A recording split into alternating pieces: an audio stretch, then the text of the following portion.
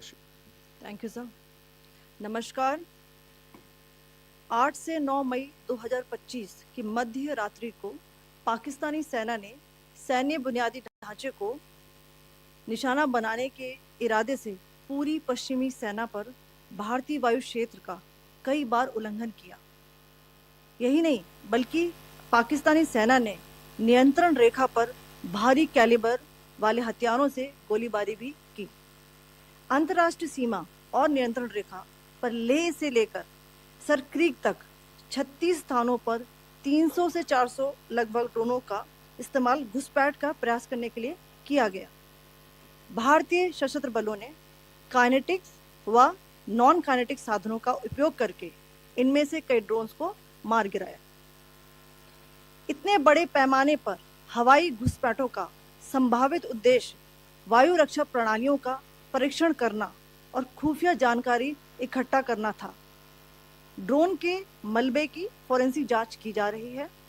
प्रारंभिक रिपोर्ट्स से पता चलता है कि वे तुर्की के असीस गार्ड सोंगर ड्रोन्स हैं। इसके उपरांत रात में पाकिस्तान के एक सशस्त्र यूएवी ने भटिंडा सैन्य स्टेशन को निशाना बनाने की कोशिश भी की, जिसे पकड़ा गया और उसे निष्क्रिय कर दिया गया। पाकिस्तानी हमले के जवाब में पाकिस्तान में 4 हवाई रक्षा स्थलों पर सशस्त्र ड्रोन्स लॉन्च किए गए। इनमें से एक ड्रोन एडी रडार को नष्ट करने में सक्षम रहा। पाकिस्तान ने जम्मू कश्मीर के तंगधार, उरी, पुंछ, मेंढर, राजौरी, अखनूर और उधमपुर में भारी कैलिबर आर्टिलरी गन और सशस्त्र ड्रोन्स का उपयोग करके नियंत्रण रेखा के पार गोलीबारी भी की, जिसके परिणाम स्वरूप भारतीय सेना के कुछ जवान हताहत हुए और घायल हुए। भारतीय जवाबी कार्रवाई में पाकिस्तानी सेना को भी बड़ा नुकसान पहुंचाया गया। इसके अलावा पाकिस्तान का गैर जिम्मेदाराना व्यवहार फिर से सामने आया। 7 मई 2025 को रात 8:30 बजे एक असफल अकारण ड्रोन और मिसाइल हमला करने के बावजूद पाकिस्तान ने अपना नागरिक हवाई क्षेत्र बंद नहीं किया। पाकिस्तान अपने नागरिक विमानों को ढाल के रूप में इस्तेमाल कर रहा है, जबकि उसे अच्छी तरह से पता है कि भारत पर उसके हमले से हवाई रक्षा की तीव्र प्रतिक्रिया होगी। यह भारत और पाकिस्तान के बीच अंतर्राष्ट्रीय सीमा के पास उड़ान भरने वाले अंतर्राष्ट्रीय उड़ानों सहित नागरिक विमानों के लिए सुरक्षित नहीं है। यहाँ स्क्रीन शॉट में पंजाब सेक्टर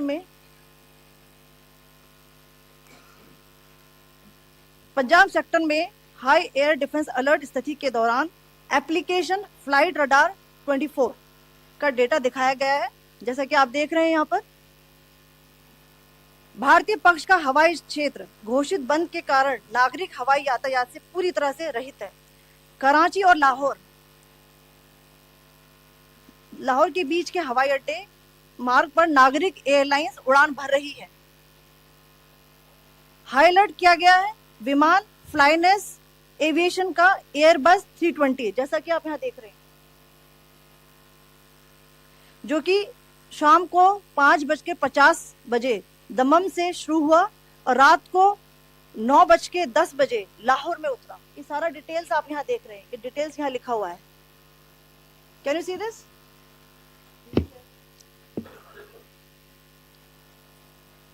भारतीय वायुसेना ने अपनी प्रतिक्रिया में काफी संयम दिखाया और इस प्रकार अंतर्राष्ट्रीय नागरिक विमान सेवा की सुरक्षा सुनिश्चित की। धन्यवाद। जय Hind. So, good afternoon to you all. On the intervening night of 8th-9th May 2025, Pakistan military carry out multiple violations of Indian airspace along the entire western border with an intent to target military infrastructure. Pakistan military also resorted to firing of heavy caliber weapons along the line of control. Along the international border and line of control, drone intrusions were attempted from Leh to Sarkreek at 36 locations with approximately 300 to 400 drones. Indian Armed Forces brought down a number of these drones using kinetic and non-kinetic means. The possible purpose of these large-scale aerial intrusions were to test the AD systems and gather intelligence. Forensic examination of the drone debris is being undertaken. Preliminary reports suggest them to be of Aziz Guard Songa drone of Turkey. Later in the night, an armed UAV of Pakistan attempted to target Bhatinda military station, which was detected and neutralized. In response to the Pakistani attack, armed drones were launched at 4 air defense sites in Pakistan. One of the drones was able to destroy an AD radar. Pakistan also carried out artillery shelling across the line of control using heavy caliber artillery guns and armed drones at Tangdhar, Uri, Poonch, Mendhar, Rajouri, Akhnur, and Udhampur in Jammu and Kashmir area, which resulted in some losses and injuries to Indian Army personnel. Pakistan Army also suffered major losses in Indian retaliatory fire. Additionally, Pakistan's irresponsible behavior again came to fore. Pakistan did not close its civil airspace despite it launching a failed unprovoked drone and missile attack on 7th May at 8:30 hours in the evening. Pakistan is using civil airliners as a shield, knowing fully well that its attack on India would elicit a swift air defense response. This is not safe for the unsuspecting civil airliners, including the international flights, which were flying near IB between India and Pakistan.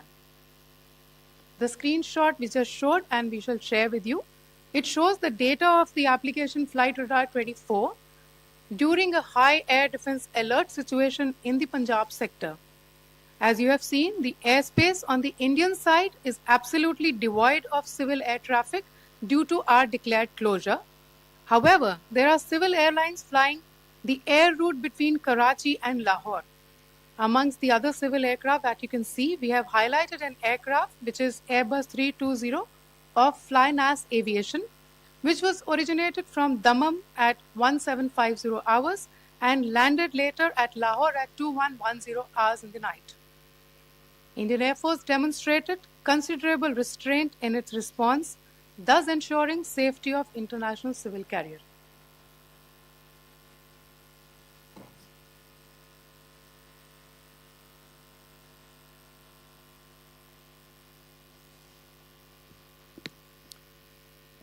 Thank you, Colonel Qureshi, Commander Singh. I have just a few points to share in addition.